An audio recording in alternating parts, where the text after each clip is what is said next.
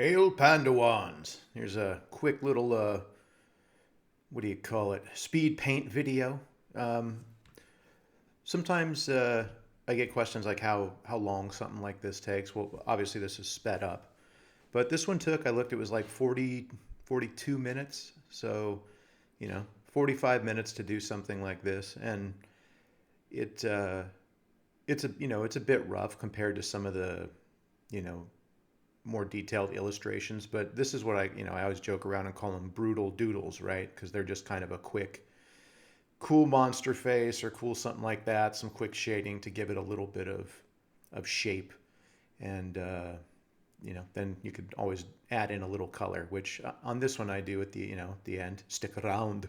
I add a little bit of color to it, but just in highlight some of the areas. It's not a full painting, but this is kind of what I do on weekends when I have a little bit of time in between a project or something. I'll just sit down and draw something that kind of comes easy. It's like orcs and monsters, and with Halloween coming up, I'm doing the Wolfman here, and werewolf. So it's kind of a nice, relaxing thing. I know a lot of artists will do. They call it warm up sketches and all that. I really don't, but I'll usually do something like that after I finish the work. So work first, and then I can have a cool down sketch after that. But werewolves in general, wolfmen, all that kind of stuff, are just some of my favorite, creatures from the horror movies. I grew up in the '80s, and '80s had like the best werewolf movies. They had American Werewolf in London. They had my favorite, The Howling. I mean, they even had Teen Wolf, which was a fun movie. I mean, it's not a horror movie, but it was pretty cool werewolf design and all that. But yeah, before that, I think the original werewolf was like in 1940 or 41. Um, Lon Chaney Jr. was the werewolf in that. Lawrence Talbot, I think his name was. But I remember being introduced to the Wolf Man from the old Abbott and Costello. When what's it called? Abbott and Costello Meet Frankenstein. Even though it had Wolfman and Dracula in it too, but they didn't get any billing, I guess, because Boris Karloff is usually the one that gets the top billing. I think he was the Frankenstein monster in that one.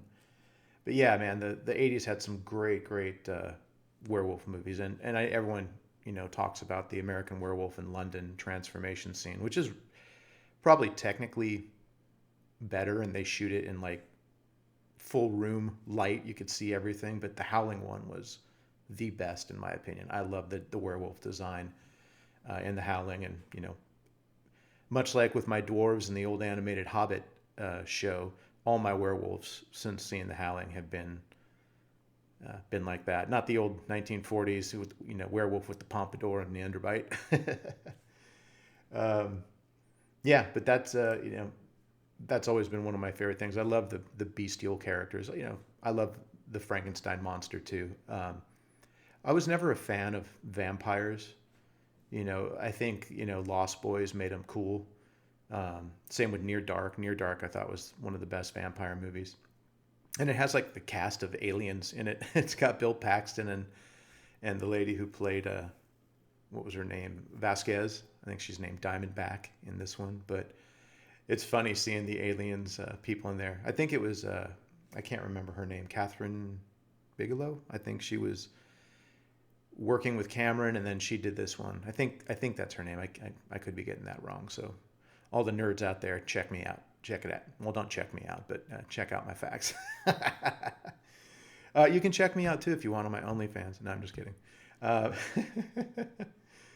but yeah, what's funny is like I'm narrating this obviously while I'm watching the video, and even sped up, it's kind of boring. And I'm not trying to, you know, diss the art or anything, but that's what a lot of art is like you get the pencil line down and all the cool stuff, but then you got to go render it. And when you got a character that's just all hairy like this, you're going through and doing it, individual strands of hair, or you're doing it and then blending it. And what's funny is this isn't Photoshop, but it's also very much similar to how I work when I do traditional pencil and paper stuff. Obviously, I don't have layers and fancy stuff like that, but I'll draw something, in on paper with pencil, and then I'll erase areas to get highlights, and I'll go over and over and over areas to get a nice texture and dark tone to it.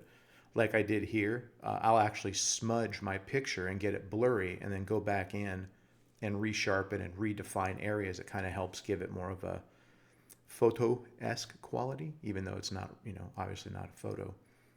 But it gets that little bit of that depth, that blur, that kind of, and it also helps fade out the areas that are kind of rough. But yeah, I'm watching this. Oh, there's my squeaky chair. That's my old bones. Oh yeah, my bones are too squeaky and beat up old man. Um, but yeah, like a lot of this is just going over the artwork again and again and again. I'm there. I go putting that line there again. I already did it. Yeah, but it was. I was surprised at how similar it was, because everyone thinks that Photoshop is you do things a whole different way, and I really don't. And I know buddies, like my buddy Alex Horley does traditional painting, but when he does stuff digital, he's kind of going over and doing the same thing he would do with paints, and I do the same with pencils and stuff like that. It's just constantly going over and going over again and smudging, and just that's actually one of the more, not peaceful is not the right word, but it's one of the processes I like with traditional work, is that you can just go over something and you can put it away, and you come back and you can go over and tweak it again. You could do that with digital too, but there's just something about having that kind of heavy sketchbook and having the pencil and the pencil lead or graphite, whatever it is, getting smudged, and it's on the side of your palm because you were drawing over the picture. It's just something kind of, I don't know, that I like about that. It feels real. It's like digital stuff obviously is still real, but there's something nice about, really nice being able to do both. I don't know. I've never understood why some people are like, I'll never do digital, or I'll never do traditional. I don't think people really say that, but I think a lot of people, regular artists will not want to do digital because they feel it's cheating. It's like, well, I mean, it's like guitar and electric guitar. It's a tool, and once you know one, you can learn the other, and you can do more. Like, why limit yourself as an artist? Like, learn more tools. And I should follow my own advice and get more into, like, I used to do a lot of 3D as well, and I haven't in a while. But it's not something that you yeah, there's a tangent right at the top there. um, but yeah, I mean, if you can learn different tools, you can do more art. You can do different art. Why limit yourself to one style and all that? And that's me saying that, who basically does the same style. But I do a lot of different styles too. Some are more cartoony, some are more humorous, whatever. Oh, look at, now we're gonna paint some. There's my squeaky bones. Yellow banana teeth. But yeah, that's it. Just a quick video.